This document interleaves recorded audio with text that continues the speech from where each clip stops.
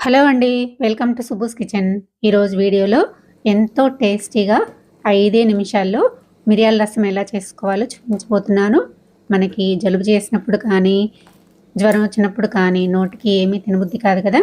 అలాంటప్పుడు ఇలా రసం పెట్టుకొని తాగారంటే చాలా బావుంటుంది. ఇలా అన్నంలోకే కాదండి, ఉట్టివే గ్లాసులు గ్లాసులు తాగేస్తారు. అంత టేస్టీగా ఉంటాయి. తప్పకుండా మీరు కూడా ట్రై చేయండి. ఎలా చేసుకోవాలో చూద్దాము.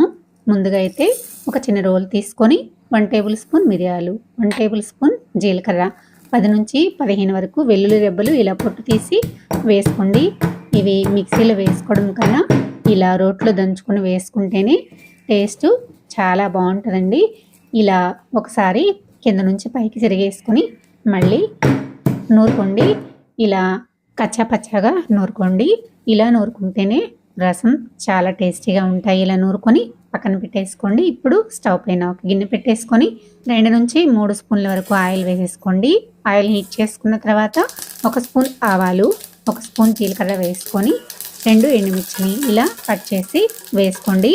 ఆవాలు చిటపట్లాడేంత వరకు ఫ్రై చేసుకున్న తర్వాత ఒక పెద్ద టమాటోని తీసుకోండి.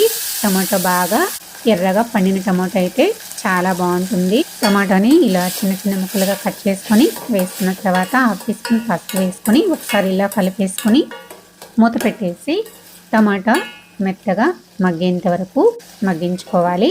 2 నుంచి 3 నిమిషాల వరకు మగ్గించుకుంటే సరిపోతుంది. 3 నిమిషాల తర్వాత చూపిస్తున్నాను.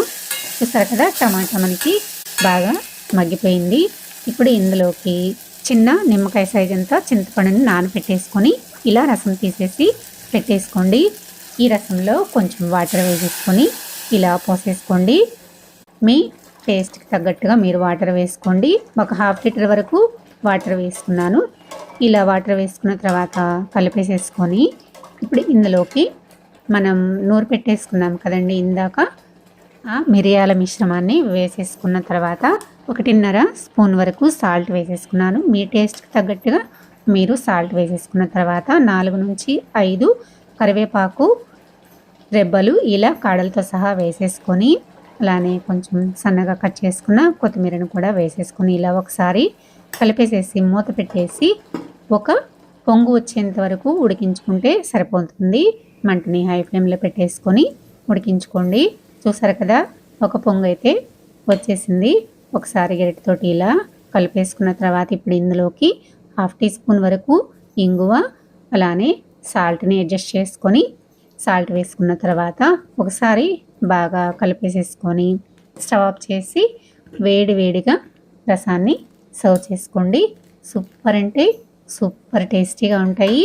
తప్పకుండా ట్రై చేయండి.